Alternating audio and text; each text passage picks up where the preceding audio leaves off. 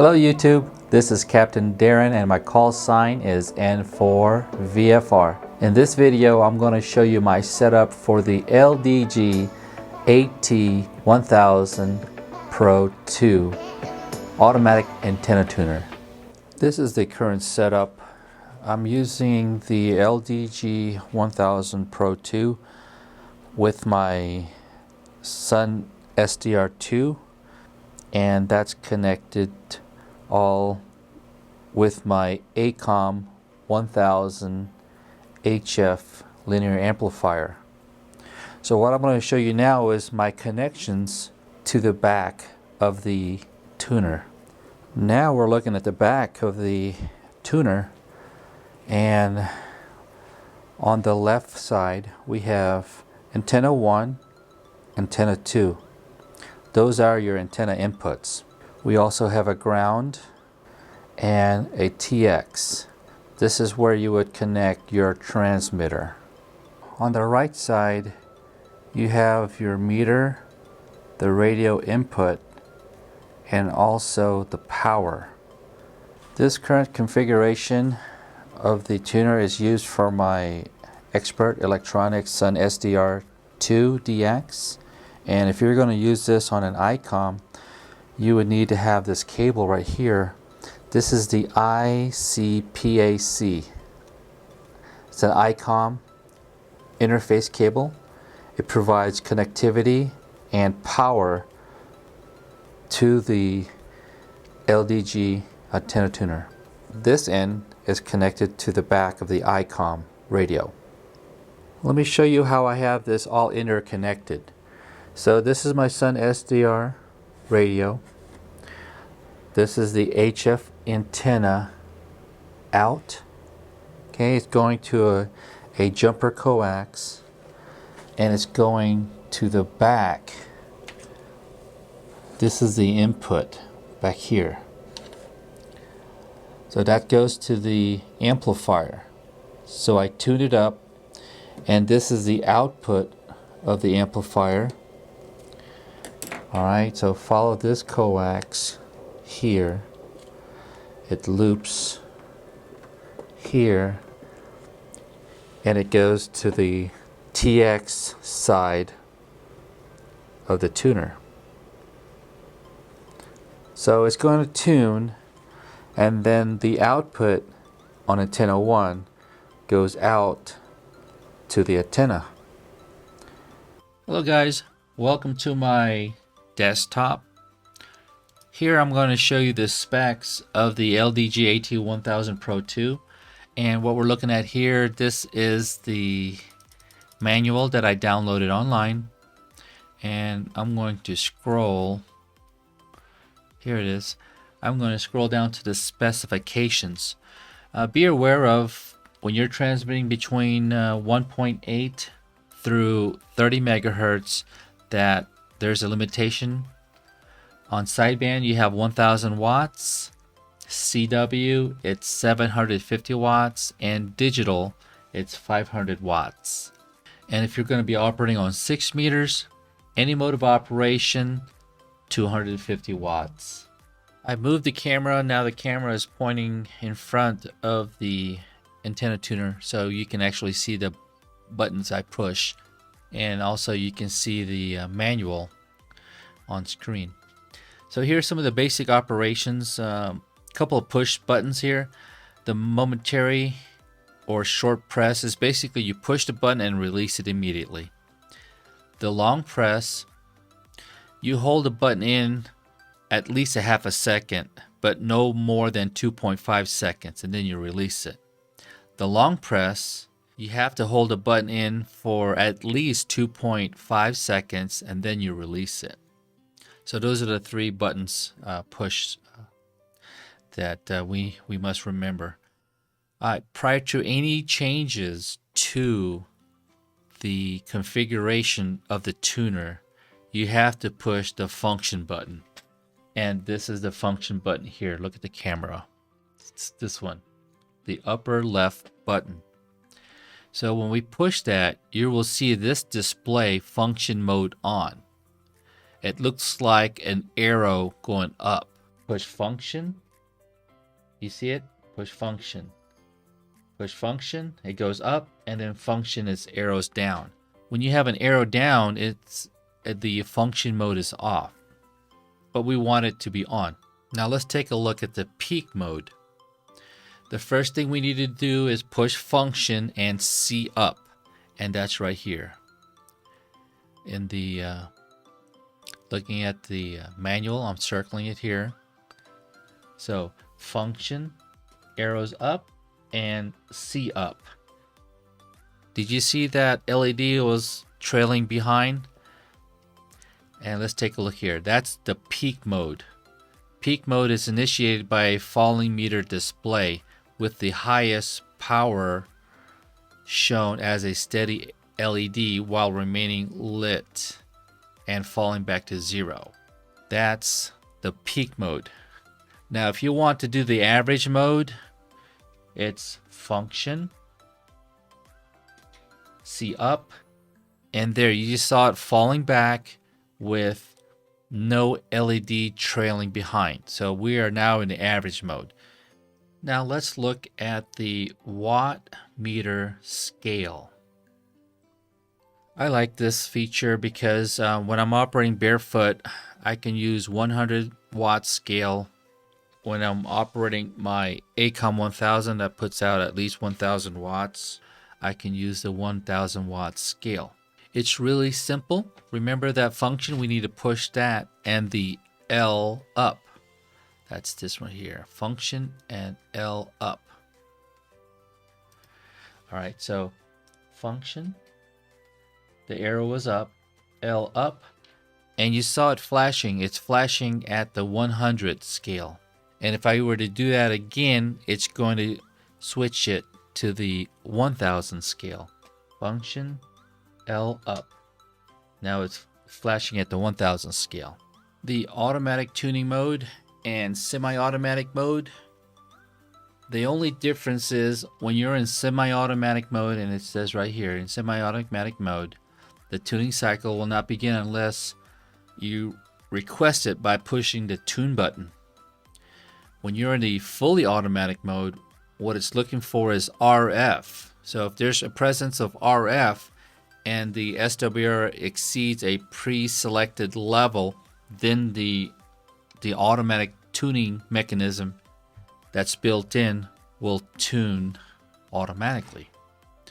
And by default, it is shipped fully automatic mode. So let's toggle between those two, and it's function plus the C down. So function, C down. The 4 LED bars were in the middle, so that's in the fully automatic mode. And try again. Function, C down. Now the 4 corners were lit.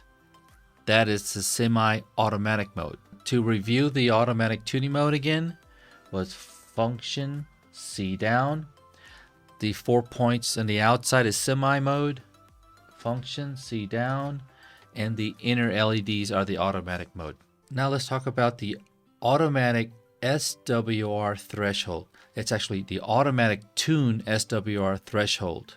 They say here at the bottom here, the default value was 2.0. So when it's shipped to you, it's 2.0. To make that change, you push function and L down. Function, L down, it's at 3.0. Function, L down, it's at 1.7. Function, L down, it's at 2.0. So whenever the SWRs exceed that value that you just selected, in my case it's now at 2.0, which is default, the tuner will automatically retune. Antenna selection. Now if you want to toggle between the antennas, all you have to do is push the antenna button momentarily and it toggles between, by default it's 1,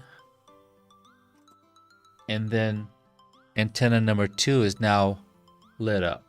Again, push it again. Antenna 1, antenna 2. Now the bypass, in order to bypass the internal tuner, all you need to do is push the tune momentarily. Now the bypass LED light is lit. So you're bypassing the antenna tuner itself. You're going straight from the transmitter, or in my case, the amplifier is going to go straight to the antenna. All right, I'm going to verify that I'm in automatic tuning. There's automatic, okay. We don't want more than 25 watts of power, but on my tuning, I don't have power output. It just has percentage. So I'm going to start with 30% of power. All right, here's going to be my tune button up here on the left corner. So I'm going to click on that and watch the tuner, the antenna tuner, tune. Oops, I unkeyed it so early. Let me retune it again. It's tuned. You see the SWR is 1.0. I'm putting out 2.3 watts. Let me go to 40 meters. Okay, we're at 40 meters now. 30% of tuning output power to tune. And I'm going to push the tune button. Here we go. It's tuned already. SWR is reading 1.0, 2.3 watts out. All right, let me demonstrate the manually tuning it real quick. So I'm going to go back to 20 meters. We're going to do a tune here. I'm looking at 1.1 SWR there.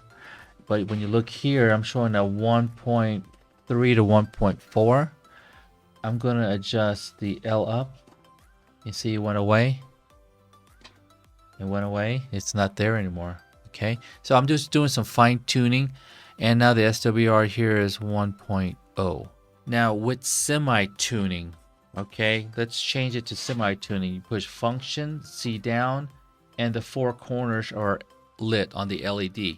So that's semi-tuning.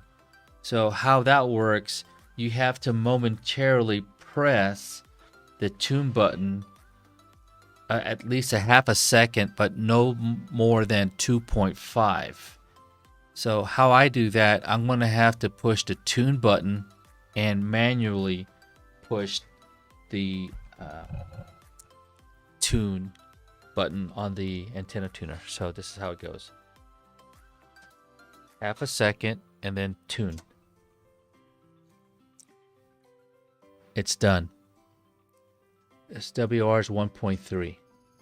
All right, so we want to demonstrate memory tuning.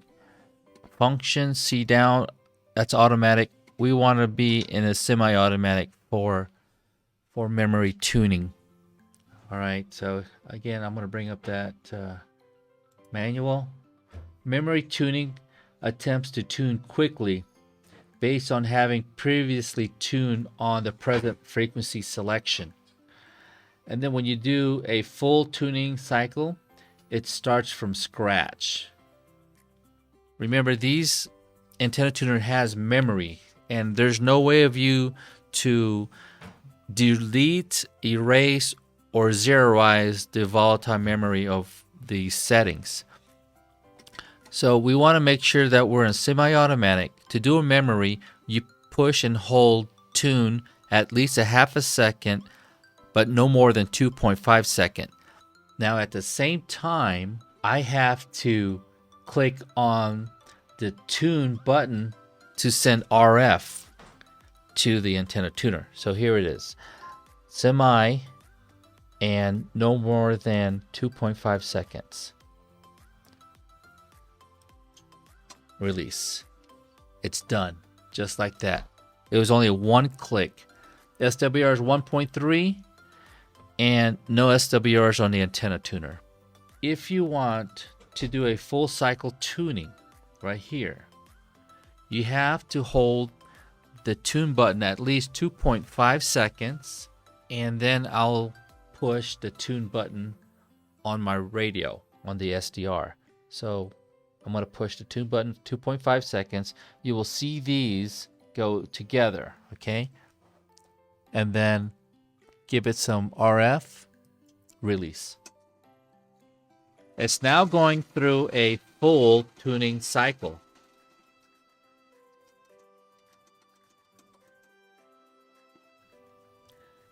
And it's complete. I'm showing at 1.3 SWRs on the SDR. No SWRs on the antenna tuner. Well, thank you for watching my videos. If you made it all the way to the end, I thank you very much. I hope you guys enjoyed my video. And when I first got my antenna tuner, there were so many buttons and I pushed this, pushed that. How do you set it up? Yeah, I had to read the manual. So I hope I made it a little bit easier for those that have bought a new or thinking about buying the antenna tuner. It's really easy. And I showed you on the screen the push buttons. It's just basics. My name is Captain Darren, and my call sign is N4VFR. If you haven't subscribed, please consider to subscribe to my channel. It gives me a lot of motivation to make more videos. Yes, I'm busy as an airline pilot, and I try to do this as a hobby as well as playing ham radio. Until next video, have a great day and stay safe.